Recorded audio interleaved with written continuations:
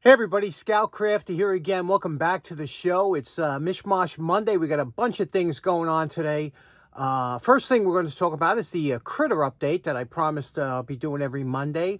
And these critters that I'm talking about for now are the mice. For those of you just tuning in, my cats caught a mouse on Christmas Eve, and I was about to release it into the wood pile behind the shed. And it was snowing and it was cold and the mouse looked pregnant. So I said, okay, I'll take it in. And I put it into a little fish tank down here. And sure enough, it was pregnant. A couple days later, it had a litter of pups, as they call, I think, mice are called pups. Anyway, here's a first look at them for you. In its inhabited, where it's the habitat that I have it in. And they love to go under this log, and you can see the mother takes really good care of it. And I can't see how many are there. I'll try and take a better count. I don't want to disturb them. But so that's going well. And but we did name the mouse Mary because it was we got on Christmas Eve. And everything's going good with them. And the same thing with the possum. Although the raccoons have been MIA. I think they're kind of hibernating somewhere. I don't see the raccoons anymore. And I had a bunch of them.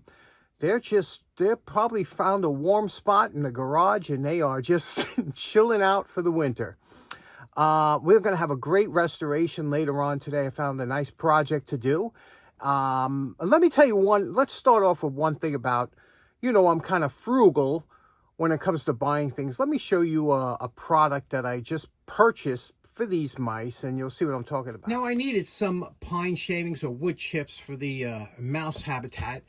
And I went to Petco, my local Petco, and I was in there and I looked and they had this kind of same thing of shavings, and it was $10. Now, like I said, I'm frugal, and it's just certain things I don't mind paying for, but the wood chip, if you're a woodworker like a lot of us are, how many times have we swept this up and thrown this away, right? And to spend $10 for I don't know, so I looked at Amazon. While I'm in Petco, I Google Amazon, and they got this $3.99 shipped to my house. I'm a Prime member, so it's free. So 2 days, I had this for $4, and Petco wanted $10 at the store. So, I don't know. Are you like me? And I like to try and do business, keep companies going, but if they're going to charge 3 times as much or 2 times as much, and I can get it in 2 days, Amazon's insane. It's amazing how they can ship that to my house for $4, right? So anyway, that's where I got that from. Okay, first up, on Friday, I asked you to take a guess on how much money do you think was in this jar. And boy, was there a big variance in guesses on this. And it's very hard to guess the exact amount, but we had some close guesses here. Now, take a look here. I separated because when I counted it, you can see the silvers on the bottom now, the quarters. There was a lot of quarters in there and a lot of pennies. And check this out. I found a $50. When was the last time you got a $50 in change, right? Not too often. But the total that was in this jar was $36.83. $36.83. Now, although nobody guessed it exactly, the closest person to come closest to the correct amount was Travis Harper, who guessed at $36.71. So he was very close, but it's hard to guess as far as money goes how much is in a jar, especially like that, huh? But everybody did a good job, and I appreciate everybody chiming in. But good job, Travis. Okay, for today's project, I love a good pair of shears. And what makes a good pair of shears, first of all, if they're drop forged, these here are Compton scissors, and they are drop forged. It says it on the bottom here. So that means they're very tough. This one here, you could see a lot of rust, deep rust. So this will be a nice before and after. We all like a good before and after. It has a nice catch on here so that this doesn't loosen up. And it doesn't look like it was beat up here. It's got a good length between the handle and the fulcrum, the screw, because that'll give you good cutting leverage, so you'll be able to cut all different materials with that. And my favorite pair of shears down here, and anytime I get to use them, is these. I did this on the channel a while ago. It's an old pair of WIS 22. WIS made these in model number 22. These cut everything and anything. These are just beautiful. But this is the one we're going to work on today. Lightweight. It's light duty compared to obviously here. One thing I do like is I like something that my hands could fit in, you know, easy, because I got these big mitts. This one here, not too bad, but I do like a larger ring for my hands. I don't know how you feel about that. Let's take these apart, do a quick cleanup on them, and see if we can't get these to slice like butter. Anytime you're going to take a nut off, no matter what, the first thing you should do is run this under the wire brush. By doing that, it takes the rust off the threads, and it usually makes it that much easier to take apart.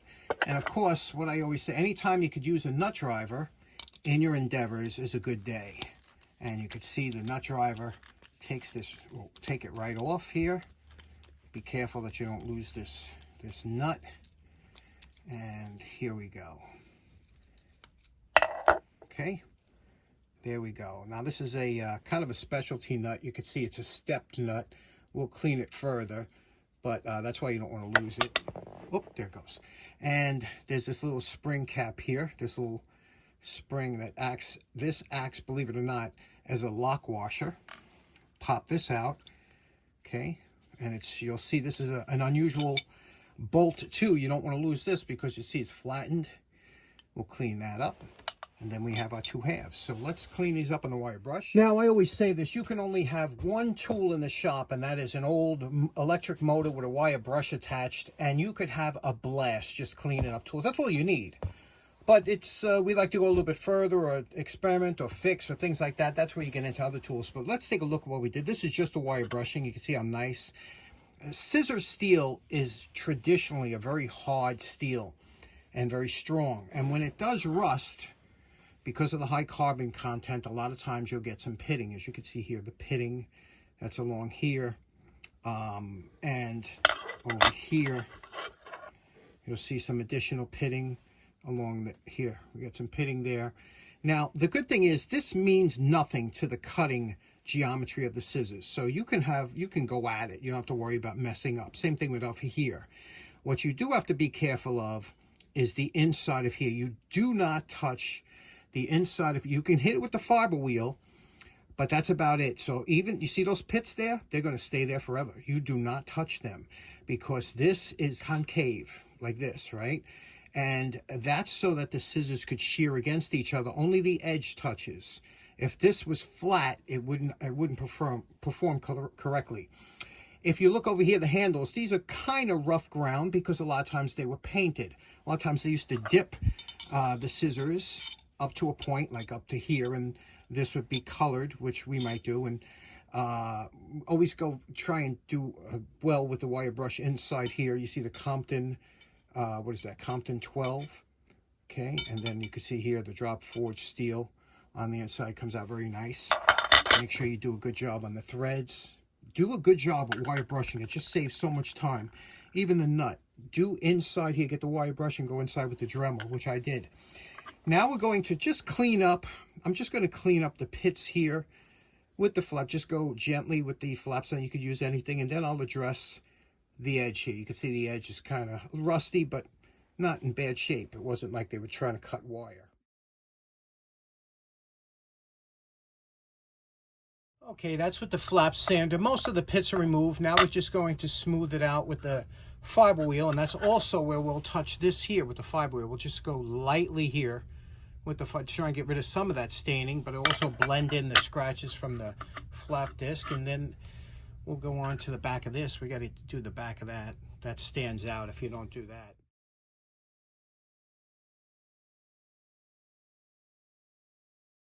Now we're ready for assembly. Everything looks good. We made sure we addressed the edge here. Got that nice. A little bit of a burr on this side. We'll see how it cuts. Now we're going to assemble it. Check how it cuts and everything. We can do any finishing, polishing when they're assembled, and also with the painting of the back if we want to do that while it's assembled. Now, even though we smoothed out everything else, we left the handles the way they were from the factory, which is kind of a rough grind. And that, again, that'll hold the paint. That'll help adhere the paint. So don't make these too smooth if you're going to paint them. And of course, you test everything out before you do anything. We final assemble, and you could see here, this cuts just beautifully. Listen to that. Just beautifully. And you can make really thin, just a nice clean cut. Can you see that? Real clean cut. And you adjust the pressure on how this opens and closes here. I'll put a drop of oil when we're done, but not now. Right now we're going to tape it off and then pick a color and spray the handles. Now I prefer enamel for any time you use a tool handle. Enamel is a much more durable paint, takes longer to cure, and it's a stronger paint.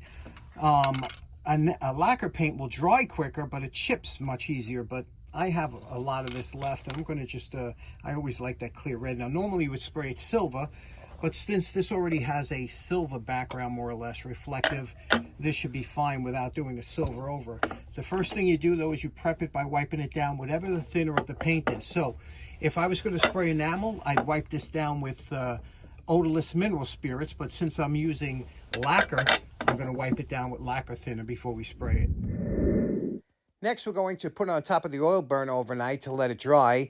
And the last thing we're going to do is we're going to take a Q-tip dipped in lacquer thinner, and we're going to clean the nozzle spout and make this immaculately clean.